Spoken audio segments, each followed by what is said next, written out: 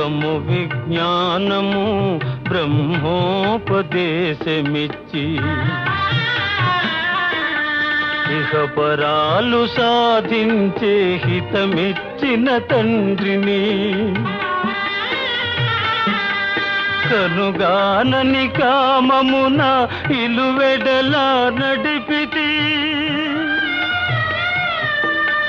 కనిపిస్తే కన్నీళ్లతో కాళ్ళు కడుగుతా నాన్నా